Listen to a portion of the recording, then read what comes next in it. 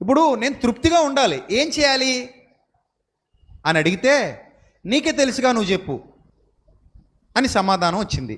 ఇంటికి నేను తృప్తిగా ఉండాలంటే నాకు 10 కోట్ల రూపాయలు ఉండాలి. 10 కోట్ల రూపాయలు ఉంటే నేను ఎలా ఉంటాను? తృప్తిగా ఉంటాను. వెంటనే గ్రాంటెడ్, 10 కోట్లు తీసుకో. తృప్తి లేదు ఇప్పుడు.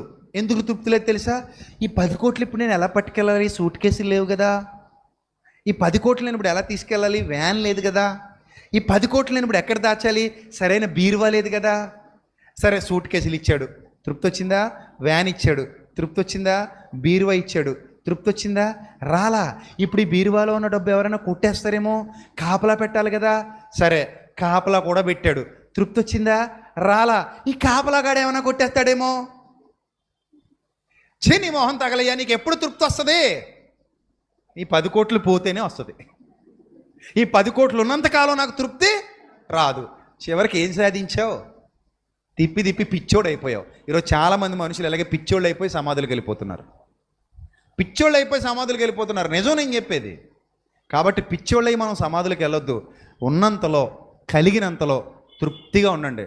ఉప్మా తిన్నా ప్రశాంతంగా ఆస్వాదించుకుంటూ తినండి.